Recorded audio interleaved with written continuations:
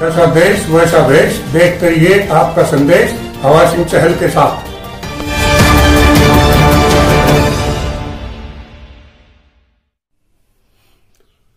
Hello दोस्तों, नमस्कार। मैं हवा सिंह चहल, संपादक आपका संदेश। दोस्तों, आज कोरोना के बारे में आपको बताना जरूरी है। बहुत ज्यादा स्पीड से कोरोना बढ़ रहा है। 3 लाख को पार कर गए संक्रमित हरियाणा में। और जहां हम सोच रहे हैं हमारी इम्यूनिटी बहुत मजबूत है, उसके बावजूद भी 3 लाख का आंकड़ा पार कर जाना बहुत बड़ी बात है। और अब कई जगह देखने में मिला है कि बहुत ही ज्यादा संक्रमण का विस्फोट होने जा रहा है। मुंबई, रायपुर जैसे शहरों में 20% टोटल टेस्ट का 20% कोरोना पॉजिटिव केस मिल रहे हैं। इससे आप अंदाजा लगा लो, हर 5वां व्यक्ति कोरोना पॉजिटिव मिल रहा है। और फिर वो पहले वाले नियम भी नहीं, जो शुरू में डर भय लोगों में था, अब वो चीज नहीं रही। अब लोग खुलेआम घूम रहे हैं। न वो सख्ताई सरकार की तरफ से है, न प्रशासन की तरफ से है, न आपस में ही कोई ऐसा सामाजिक तौर पर कोई सिस्टम है कि जिससे लोगों में भय बने। किसी में भय नहीं है। हाँ, कोरोना वैक्सीन जरूर आ गई है, लेकिन इसका कितना असर है, और पहली डोज कुछ से को लग भी गई है, उसके बाद उसके परिणाम का पता लगेगा। लेकिन इतना तय है कि 60% शायद ना हो, क्योंकि नई दवाई है, अभी इसके परिणाम आने बाकी हैं। तो दोस्तों, इसमें बचाव ही एक तरीका है। तो बचाव जरूरी है। इसके लिए मास्क पहने और वही सामाजिक सोशल डिस्टेंस, सामाजिक दूरी बनाए रखें। थोड़ा बहुत फैसले से काम करें और ज्यादा रिस्क न लें, क्योंकि जिंदगी बार बार नहीं मिलती। एक बार किसी और संक्रमण हो गया तो फिर फेफड़े भी कमजोर होते हैं, और जो पहले से बीमार है उसको तो ले बैठता ही है। तो इसलिए कोरोना पर विशेष ध्यान रखें। रही बात किसान आंदोलन की, किसान आंदोलन में लोग 132 दिन से लगातार वही धरने पर डटे हुए हैं। दिल्ली के सभी बॉर्डरों पर किसानों के धरने लगे हुए हैं। जितने टोल बैरियर हैं, खासकर हरियाणा में और यहाँ पंजाब में, वहाँ भी लोग बैठे हुए हैं। तो लगातार आंदोलन चल रहा है। और अभी माये टोल प्लाजा पर एक महिला सम्मेलन बुलाया गया है, जिसमें बड़ी संख्या में महिलाओं के शामिल होने की संभावना है। और ये कल ही ये सम्मेलन होने जा रहा है। तो दोस्तों, ये खास खबरें थी। और अब मैं कुछ स्टेट की, हमारी हरियाणा की खबरें आपको बताऊंगा। हरियाणा सरकार ने गेहूं खरीद के नियम बदल दिए हैं। अब मंडियों में बिना मैसेज भी किसानों को गेट पास मिल जाएगा। यानी पहले जो शर्त लगाई थी, भाई जिसके पास गेट पास है वही जाएगा अंदर, अब ऐसा नहीं है। बिना गेट पास भी किसान अंदर जाएगा। हरियाणा सरकार का फैसला यह है, कोरोना वैक्सीन के लिए कैलेंडर देखने की जरूरत नहीं, छुट्टी के दिन भी टीके लगवा सकते हैं। यानी कि कभी भी टीका आप लगवा सकते हो। सारे जितने भी स्वास्थ्य बूथ जो कोरोना कोविड-19 के हैं वो खुले हैं। और भिवानी शिक्षा बोर्ड का फैसला है कि फर्जी परीक्षा में बैठाने वाले 3 साल तक एग्जाम नहीं दे सकेंगे। एग्जाम के बाद स्टाफ की लगेगी ड्यूटी। तो कुरुक्षेत्र यूनिवर्सिटी से खबर है, पीएचडी में दाखिले के लिए 15 अप्रैल से ऑनलाइन एप्लीकेशन देनी पड़ेगी। और पीएचडी कोर्स में दाखिला संबंधित संशोधित अधिसूचना बाद में कुरुक्षेत्र यूनिवर्सिटी की वेबसाइट पर जारी हो जाएगी। तो नई दिल्ली से खबर है, चंडीगढ़ में हरियाणा कांग्रेस की बैठक, पार्टी संगठन मजबूत करने सहित कई मुद्दों पर चर्चा होगी। तो ये कांग्रेस की चंडीगढ़ और दिल्ली में बैठक बुलाई गई है। किसानों के आंदोलन पर बोले विज, हमारे पुतले जलाओ लेकिन विघ्न डालने की इजाजत नहीं। यानी कि पुतले जलाने की आदत जो लोगों में है, जैसा कि उन्होंने बताया, तो उन्होंने कहा वह पुतले डालो, इसकी इजाजत दे दी है, लेकिन विघ्न नहीं डालना है, रुकावट नहीं आनी चाहिए कोई काम में।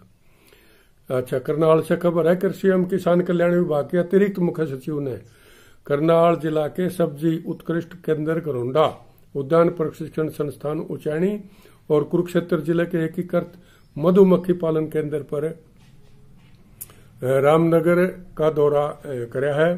तो उन्होंने इसके बारे में कुछ और सुविधा देने की बात करी है। सभी तरह की लेटेस्ट विविध शैक्षणिक खबरों के लिए हरियाणा एजुकेशनल अपडेट फेसबुक को ज्वाइन कर सकते हैं। इसमें आपको न्यूज मिलेंगी। गेहूं खरीद सिस्टम में खामियां हैं, कहीं मैसेज नहीं पहुंच रहा तो कहीं बारदाने की कमी बाधा बनी हुई है। मंडी में गेहूं खरीद शुरू हुए बीत चुके हैं 4 दिन। गेहूं खरीद को लेकर तैयारियों में कई खामियां उजागर। अब किसानों को दोबारा मेरी फसल मेरा ब्यौरा पोर्टल पर एंट्री करनी होगी। अच्छा, रेवाड़ी और दिल्ली जयपुर हाईवे पर बना शहीद किसान स्मारक। देश के कोने कोने से लाई गई मिट्टी। किसान आंदोलन में 300 से अधिक किसान गंवा चुके हैं जान। रेवाड़ी जयपुर हाईवे स्थित खेड़ा बॉर्डर पर बनाया गया स्मारक। और चंडीगढ़ से खबर है, सोमवार को हरियाणा में 2040 पॉजिटिव केस सामने आए हैं। इनमें से सबसे ज्यादा 551 मामले गुरुग्राम जिले से। तो ये भी सोचने वाली बात है दोस्तों। गुरुग्राम में सबसे ज्यादा मामले हैं और उसके साथ ही सटे हुए नूह जिले में सबसे कम है हरियाणा में। ये देखने वाली बात है। तो हरियाणा कर्मचारी चयन आयोग ने विज्ञापन संख्या 11/2019 कैटेगरी संख्या 13 के तहत की जा रही लोअर डिवीजन क्लर्क के पदों की भर्ती का अंतिम परिणाम जारी कर दिया है। चरखी दादरी स्कूल बसों और परिसर के निरीक्षण के लिए डीसी ने नियुक्त किए अधिकारी। फतेहाबाद की खबर है, कोरोना जांच के लिए 300 रैपिड एंटीजन किट पहुंची। इमरजेंसी केसों की होगी जांच। महेंद्रगढ़ नरनौल से खबर है, एक दिन में 2 डिग्री की बढ़ोतरी के साथ अधिकतम तापमान 41 डिग्री पार कर गया। जींद से खबर है, पीएम मातृत्व वंदना योजना का फर्जी तरीके से लाभ लेने वाले लोगों का रिकॉर्ड एकत्रित किया और भेजे जाएंगे नोटिस। यमुनानगर जिले में 60 करोड़ की लागत से बनेगा मदर एवं चाइल्ड हेल्थ सेंटर और जगह उसके लिए देख ली गई है दोस्तों। और कुरुक्षेत्र यूनिवर्सिटी दूरदर्शी शिक्षा निदेशालय शुरू करेगा ऑनलाइन कोर्स। यूजीसी ने केयू को दी 4 कोर्सेज ऑनलाइन चलाने की अनुमति। परीक्षा के लिए तैयार होगा सॉफ्टवेयर। चंडीगढ़ जिला अध्यक्षों के साथ स्टेट कार्यकारिणी का भी ऐलान करेगी कांग्रेस। यानी कि ईव कांग्रेस का संगठन में अभी फेरबदल होना है और नया गठन होना है। कांग्रेस संगठन में कार्यकारिणी के साथ ही स्टेट एग्जीक्यूटिव बॉडी का वो होगा। तो उसमें ये सारी खबरें देखने वाली होंगी। और 11 जिलों के पर्यवेक्षकों ने शैलजा बंसल को अपनी रिपोर्ट दे दी है।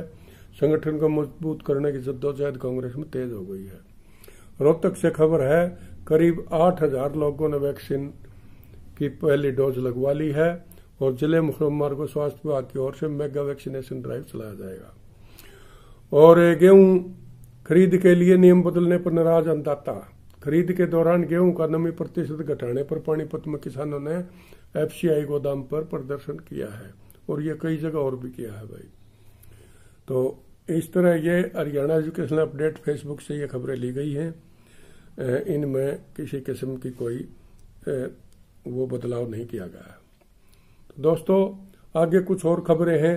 रफाल सौदे का काफी मामला उछला हुआ है। जैसे 1989 के चुनाव में बोफोर्स तोप का मुद्दा उछला था, उसी प्रकार विपक्ष चाहता है कि भाजपा को इसमें घेर लिया जाए। और रफाल सौदे में भारतीय बिचौलियों को 8 करोड़ 65 लाख रुपए सुना है कि दिए गए हैं। ये एक फ्रांसीसी मीडिया की खबर है। तो इसमें उन्होंने कहा है, केंद्रीय मंत्री रविशंकर प्रसाद बोले यह आरोप कॉरपोरेट दुश्मनी का नतीजा हो सकता है। यानी इससे साफ इनकार उन्होंने कर दिया है और ये कहा आपसी रंजिश में ये नाम ले रहे हैं। लेकिन ऐसा तो नहीं हो सकता कि पूरी तरह उसको धूड़ में लठ मारी जाओ कि मन में तो बात है।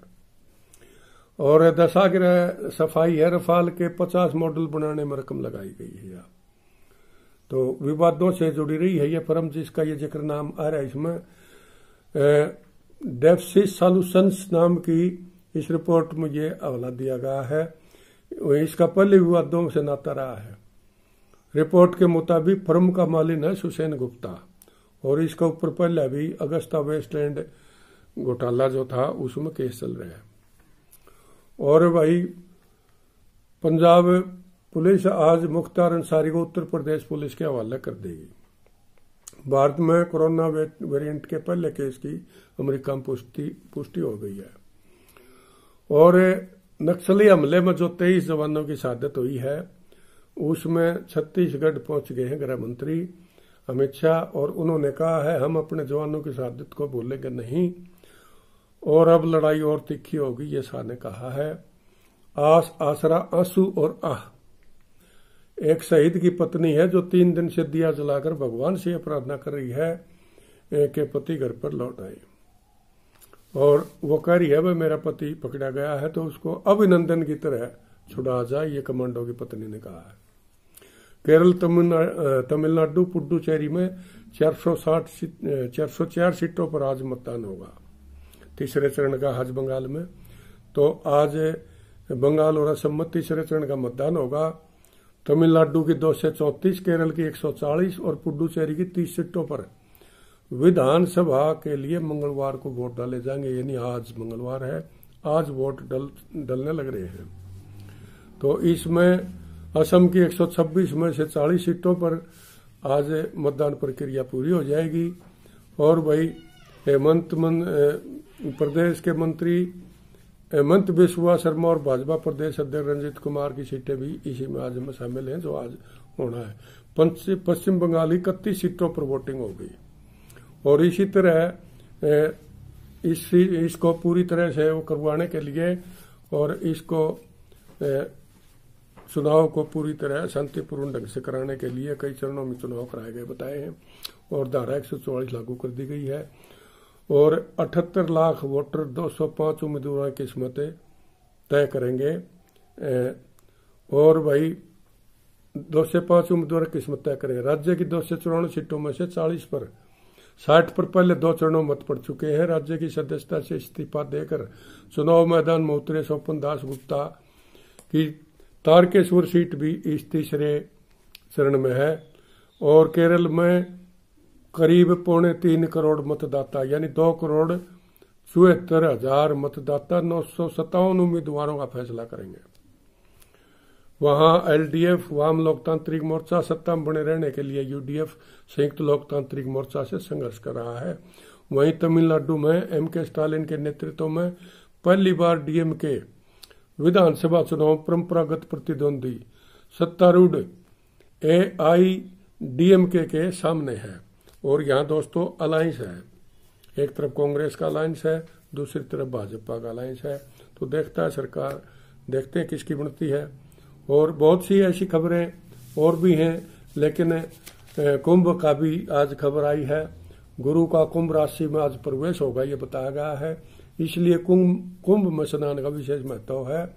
इस योग का इंतजार श्रद्धालु 12 साल तक करते हैं, क्योंकि 12 साल में ये कुंभ का मेला आता है और इसमें इस किस्म की ये चीजें आती हैं। और वही आड़तियों के माध्यम से पेमेंट पर जो रोड़ा पड़ रहा था इनका, उसमें अब ये समाधान निकल गया है। 2 मांगों पर सहमति उनकी बन गई है आड़तियों की।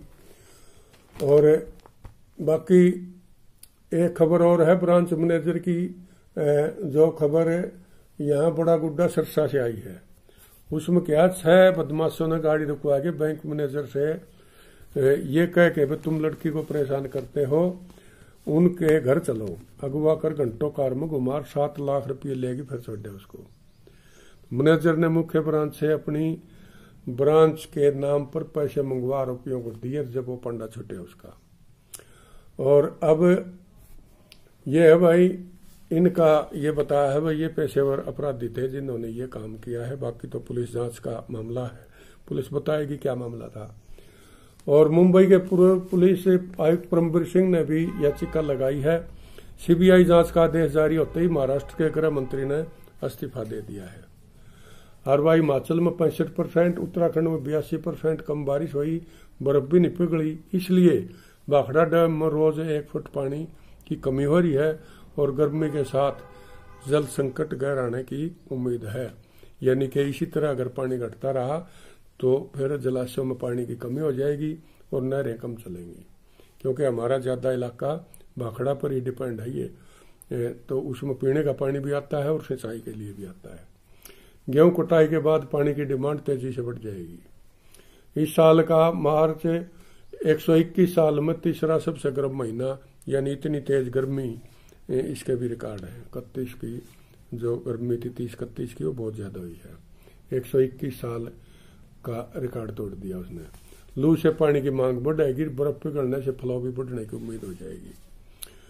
अच्छा, फिर भाई बहुत सी ऐसी खबरें हैं, लेकिन खास बात मैं आपको यही बताऊं कि इसमें कोरोना का विशेष ध्यान रखें और किसानों का जो आंदोलन दिन प्रतिदिन चल रहा है ये हिंसक न हो, इस चीज की पूरी ध्यान रखा जाए, क्योंकि हिंसक आंदोलन ज्यादा लंबे नहीं चलते। अपनी मांग मनवाने के लिए सुनियोजित तरीके से आंदोलन चलाएं और इसमें किसी किस्म की हिंसा न होने दें।